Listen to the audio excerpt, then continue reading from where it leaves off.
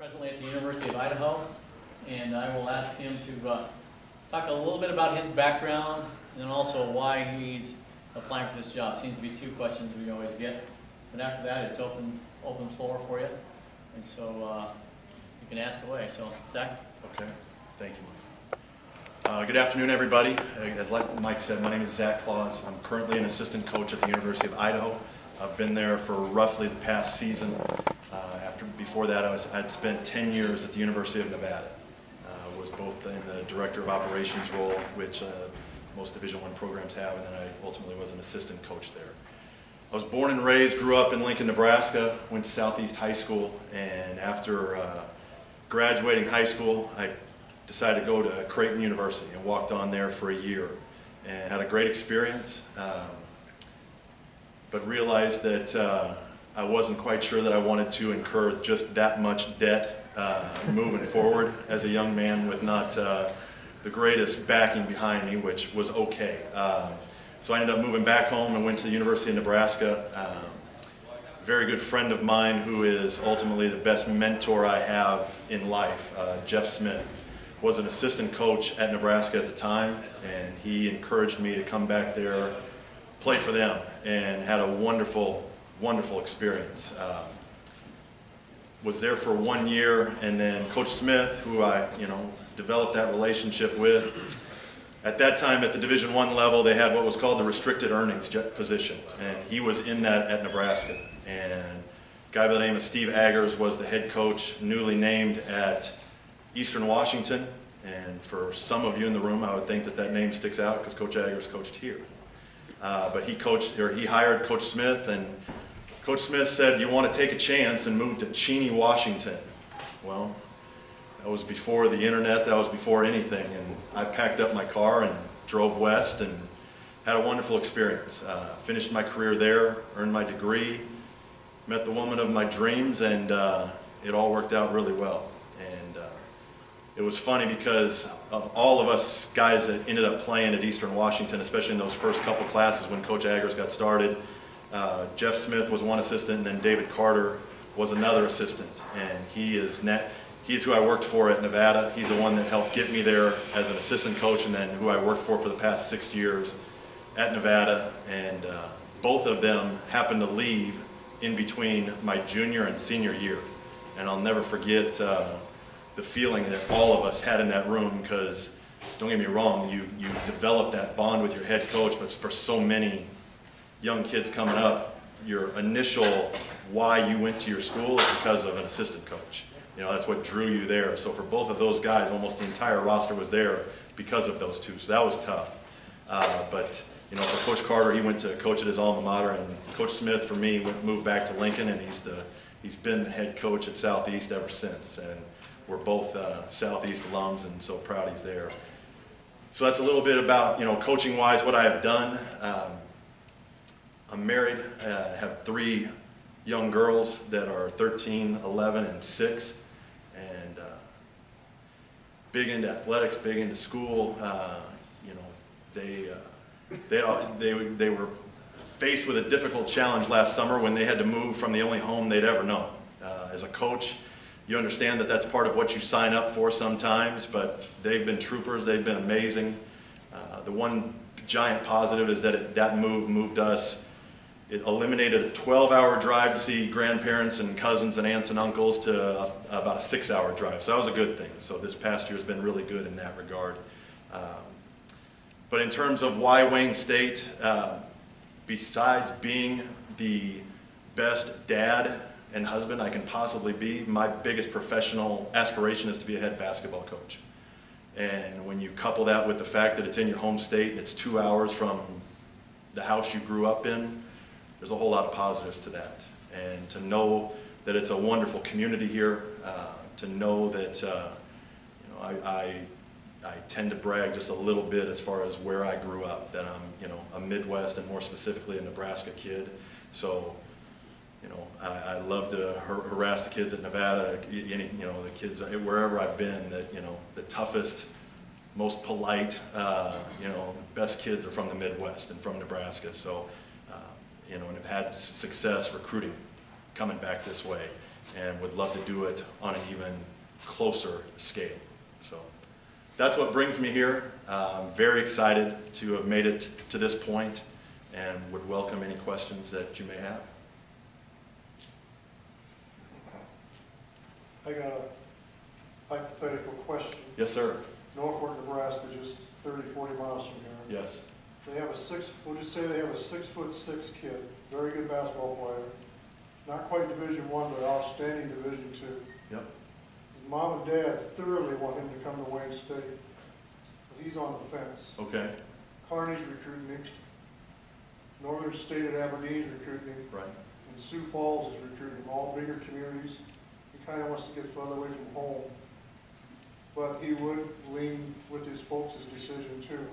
How do you tell that kid that 5,000 community place is the best place to play basketball?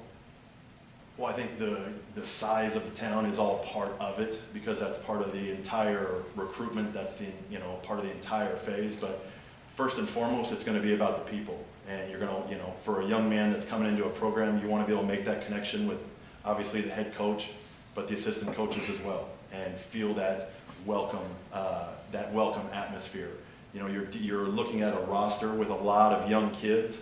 Well, even if you're an incoming freshman, most of the guys on the team you're going to be with for not just a year. You're going to be with them for 2, 3 years. You want to get to know them. And so much of the best teams I've ever been around, don't get me wrong, they've been very, very talented. I mean, I've been very fortunate to be on staffs where we've had NBA caliber players. But at the same time, those best teams had the best guys. The guys that got along, the guys that had the fewest issues away from the court. And if this is the type of young man that we want to have here at Wayne State, then we want to show them everything we have to offer. And the last time, the 5,000 people, that doesn't throw me off at all. Is the court 94 feet long? We're okay. I mean, as long as I joked when I was asked about it on my perspective. I said, is the court regulation and are the schools good? Are the schools a good experience for my girls? If that's the case, I'm in. And so you find all the positives, which there are numerous here in town and on campus, and you accentuate those to the young man. Yes, sir. Two-part question. First one, having ever been a head coach, what transition adjustments do you see moving from assistant to the head man? And part B, what would your recruiting philosophy be? Well, in terms of making that jump from assistant to head coach, it's, obviously the biggest one is you're making decisions. You're the final word. And sometimes, I would compare it, no different than being a parent. Sometimes you've got to be the bad guy. You have to set the parameters, and then you have to hold up your end of the bargain. I've been very fortunate to be around some great head coaches that are not only really, really good at what they do, but they've allowed me to grow and to learn from it, which has been tremendous. And if given the opportunity, I would rely on those same people. I would rely on the head coaches that are here that have had great success. And I don't claim to come in and have all the answers. I'll be learning from day one. But I also believe that, with my the way I'm organized, with my work ethic, with my attitude, I'll be ready to take on whatever's thrown at me. Now, there's not to say that there won't be some tough days. There's not to say that I won't call the wrong play coming out of a timeout, or I may make the wrong decision with a kid, but I'm going to learn from it each and every day. In terms of recruiting, you want to find the most talented guys you possibly can.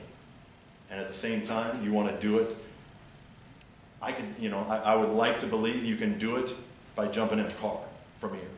I mean, growing up, I'm a little bit biased in that I think there's talent. Obviously, Lincoln, Omaha, the surrounding areas, Columbus, Norfolk, Kearney, Hastings, Grand Island, and all the towns in between. There's kids out there that want to play. They have that dream to play college basketball. So that would be my primary focus, would be obviously starting right here, drawing a big circle around Wayne, Nebraska, and saying, guys, let's go find the best of the best in this area. Now, at the same time, I've been fortunate that I've coached in different areas, different regions of the country. We just had a high school camp on our campus at Idaho this past weekend. And if this were to work out, then I would tell you that there's a kid in the class of 18 that I'd be calling in a heartbeat, that there's a family connection to Wayne. You just never know. And through the relationships you have throughout coaching, family, friends, anybody, could be somebody in this room saying, hey, this kid can play, you should go take a look at him. I'll listen to all those. You never know where you're going to find. I was from Lincoln, Nebraska. I ended up in Cheney, Washington. You never know where you're going to find the next great player for Wayne State. Have you had a chance to look at what Wayne State has coming back and what your thoughts are on the kids that you'll be inheriting when the season starts? Yeah, absolutely. It's a talented roster. Obviously, some very skilled young men that are still, I think, adapting to the college level, the speed, the physicality of the sport. To make that jump from high school to college. I don't care what level you play at, whether it's Division III, Division I, Division II, it doesn't matter. There's always that jump, that speed of play, and then to turn around and in conference play, you have to play back-to-back, play Friday, Saturday. That's tough. I don't care who you are. Shoot, the NBA guys struggle with it, from time to time. So, understanding that there's talent here, and the coaches that have been here have done a nice job bringing in good players, and for whatever reason, not my place to say, for whatever reason it didn't work out wins and loss wise. And that's unfortunate for the guys, but at the same time, I'm sure there's not a guy in that locker room that doesn't want to win on a daily basis. Well, you're just going to have to try a different way. And I'm not proclaiming to have all the right answers, but I have some ideas as to how to make things better from both an offensive and defensive perspective, and hopefully that'll carry over to these guys. But you can definitely tell that there's a nice young nucleus here. Yes, sir. What style of play do you prefer? I know it depends, of course, on players you have. Correct. What would you prefer? Do you slow it down? Do you want to run when you always have a chance? Or? I would love for my team to be as well-conditioned team as there is in the conference, and to be able to play as fast as we can, but still valuing the ball. You're 100% right in terms of how fast you play. The style of play is going to be predicated on the players. I could have in my head, this is the way we're going to play. And if it doesn't fit your personnel, especially when you inherit a team and you're getting to know them just as they're getting to know you, well, I'd be crazy not to adjust a little bit to play to as best to their strengths as I possibly could. Now, with all that said, if I could play in an ideal way, I'd want to get up and down the floor. I'd want and play again as fast as we can, but at the same time, being able to value every possession. And if that means that we're not taking care of the ball, we're kicking the ball all over the gym, or there's a difference between a quick shot and an open good shot. Those quick shots that you got a hand contested, or it's off balance, or everybody's different on a team in terms of what may be a great shot for you as a three-point shooter. If I take that same three-point shot and I'm not that great a shooter, I'm taking especially a quick one, well then we've got a problem. So it's all going to be predicated on the guys, but yeah, want to get up and down the floor and play a fun style that that your fans will enjoy.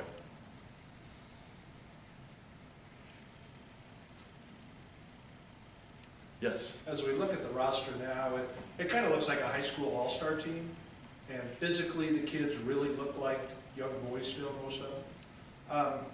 Is your goal, let's bring in some older kids right away and let the team mature immediately, or are you going to bring in kids that will be here for 4 years? I guess, are you looking at a 2-year player or 4-year player in this first cycle? I would want to bring in the best guys we can, and I wouldn't want to handcuff myself to say, I wouldn't want to tell the coaches I'm working with, hey, we're only going to recruit junior college guys. Because like I said, you just never know who you're going to find. In a perfect world, you'd add a 22-year-old senior and go to town. Well, that may not always work. What's different now is, you've got obviously high school, you've got junior college, you've got four-year transfers, you've got graduate transfers. I mean, there's so many different ways in which you can recruit. There's international recruiting. So you just never know where it's going to come from. Some of the best players we ever had at Nevada came out of high school. Well, if we would have taken more chances and felt like, oh, we got to win right now. It's all about the fit. But then at the same time, there were times where we took, the right junior college guys. And, it's getting to know each young man in the recruiting process, understanding his maturity level, understanding how much he values his education, how much can he come, what's his basketball skill level at right now. I mean, you watch the NBA right now, you watch the Western Conference Finals, well, how many of those guys don't look like the biggest, strongest guys that ever played on their team? I mean, Steph Curry's built about like some of the guys that are probably on this team.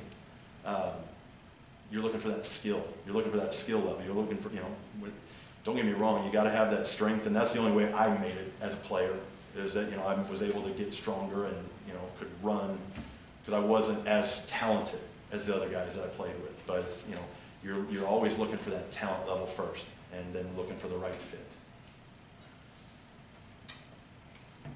Yes? Hey, Coach. I work with in the admissions office here on campus, and could you just kind of talk about your experience working with admissions offices at some of the previous institutions you've been at? Sure.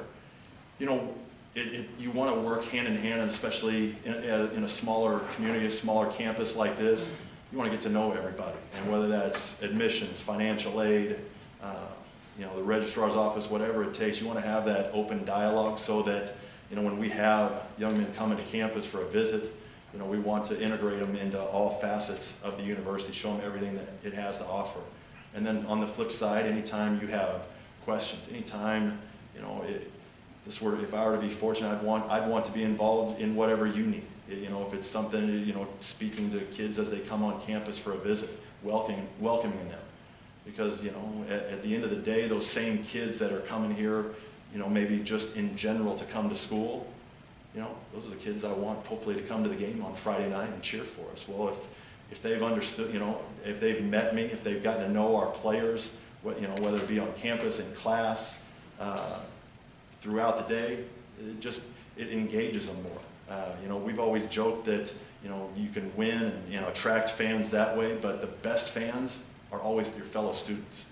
And, for our guys to get intermixed in the campus and with the other teams, with the other activities on campus, that's your best way to generate a buzz around your program. But anything to work hand in hand with all the other groups, offices, organizations on campus would be very welcome. Yes, sir. Do you already have in mind, should you be selected to be the head coach assistant? I've thought long and hard about it, on a daily basis. At the same time, it's something I haven't really approached anybody about, just because I don't, in the back of my head a little bit karma-ish. But at the same time, I'm always thinking about what would I do next, and who would I reach out to, and what's possible. To be honest, that would be a conversation I'd want to have more specifics with Mr. Pawicki, just so I understand, here's the parameters, here's the limitations, here's what you can do, here's what you can't do, and then I'll go from there.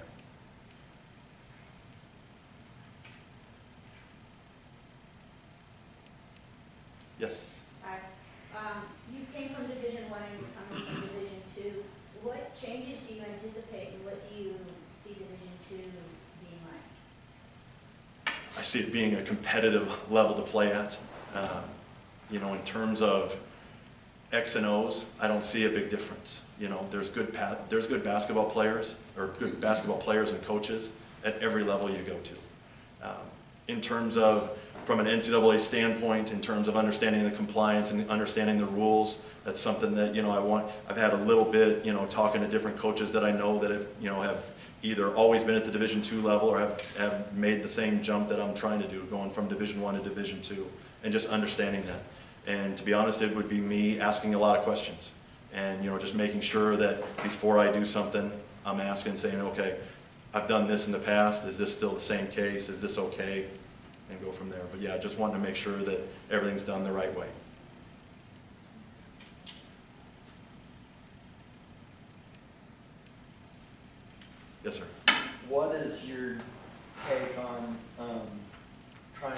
know, the alumni that have went through here in the last, I don't know, 15, 20, 25 years, and reaching out to them and being able to get them to support what you're trying to do. And because we have a lot of alumni that are good supporters of this program. No, I think that's an absolute must.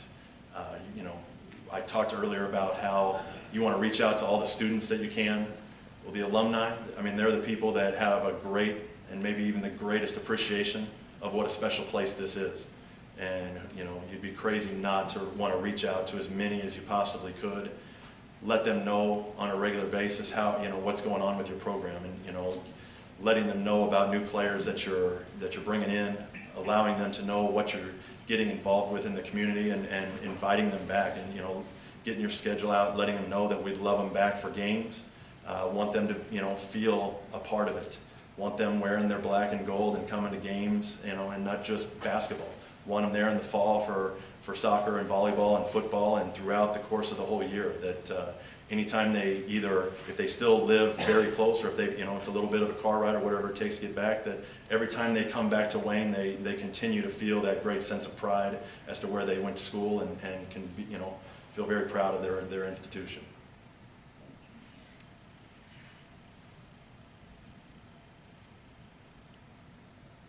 Yes. Being a Nebraska kid, did you grow up knowing Mike Trader, Jerry Heiser, Greg McDermott, I suppose, Yeah. Dr. Farrell, Bob Erickson? Which of those guys are you? What combination of those guys are you? Well, I mean, I know obviously a lot of those coaches. I've been around them. Having never played for any of them, I couldn't honestly compare myself to them. You know, as I said, I've worked for some great coaches. I really have. I've been very fortunate in that regard. And I'd like to think I've been able to pull some of the best things from each of them. You know, but at the same time, each one of those coaches will always tell you, yeah, we've helped you, but you still have to be yourself. You know, I was asked this morning what I would be like during a game. Well, I've had one opportunity when I was a JV head coach at Nebraska Wesleyan, and that was, I was 24 years old. So it's been a little while. But you know, I know I'm gonna be active. I'm gonna be energetic, and, you know, always in the guys' best interest in trying to put out a quality program for the university and the community.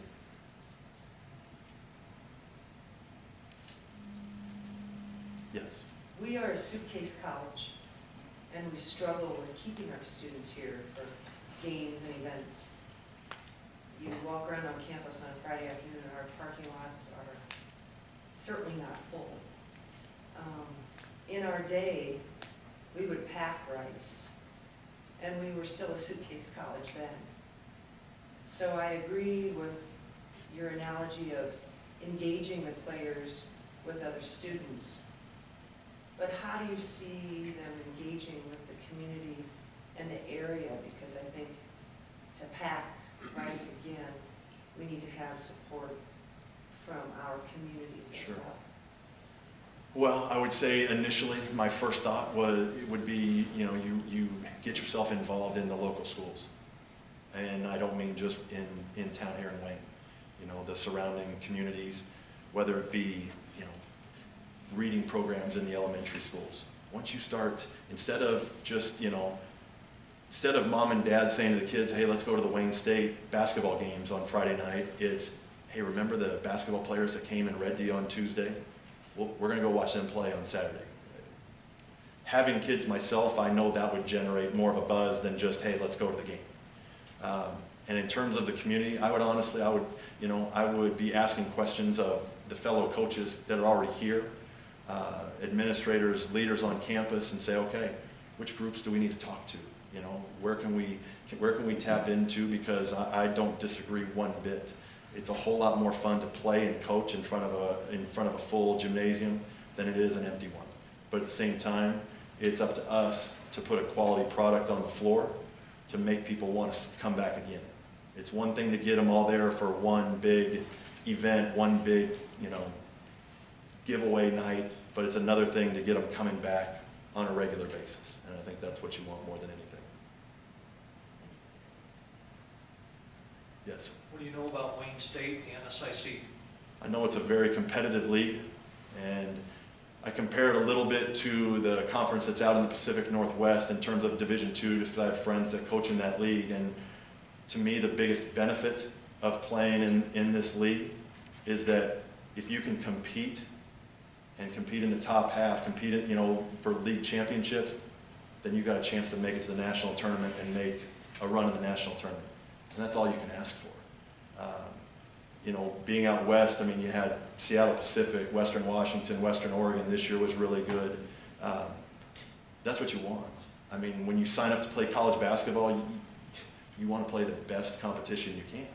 That's how you test yourself. That's what, don't get me wrong, home games are awesome, but to win on the road, there's nothing like it. When I think about my favorite wins in my whole coaching career, I've been a part of winning a game in the NCAA tournament. There have been some fun times. Winning games all over, winning games on the road, there's nothing like it.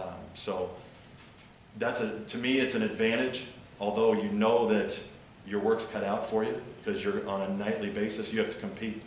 And there's already established programs, terrific coaches that are gonna make it hard for you on a nightly basis, but you welcome the challenge. You wouldn't want it any other way. So what separates a team from winning at home to on the road? We've won one road game in 2 years. Again, it goes back initially to your talent level, but then it comes down to your toughness. And that's where all those workouts in the fall, your conditioning, being in the weight room, working together, pushing yourself through the tough days when you don't have it. It's when you rely on your veteran, you rely on your older guys to push the younger guys. You're lifting, you're going through those extra reps in the weight room in October to get ready for the middle of February on a cold, snowy night in Minnesota. When you're playing back-to-back, when, you have to understand there's a difference between being hurt and injured. Everybody's got bumps and bruises, especially in February. The other team, the group in the other locker room, they're no different. They've been beat up. They've been playing almost the identical schedule. At that point, it gets to be a mental toughness thing. And you continue to challenge your players on a daily, weekly, monthly basis in order to get them going through that grind. But in terms of winning on the road, to me, it's, having an attitude that, this is a business trip. We're going to have a routine. We're going to stick to it. You got to rely on one another. We're going to play on the road where there might be 10 people in the whole place outside of our bench that's rooting for Wayne State that night. It's okay. As long as we have each other, we're good. And as long as we stay together, we're okay and we'll have a shot. But yeah, nothing like playing on the road. Love it. One more question there?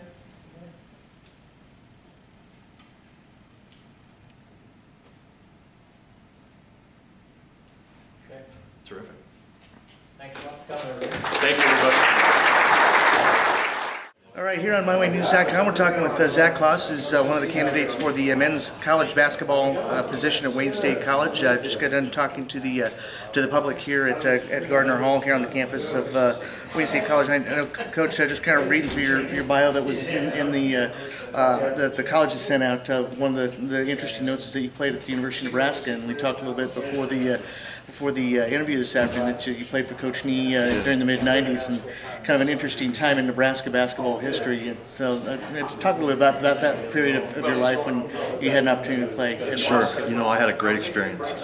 Was only there for 1 year, but had a wonderful experience. Played for Coach Nee, and it's where I spent initially really generated my friendship and ultimately with a mentor in Jeff Smith, who's now the head coach at Southeast High School in Lincoln.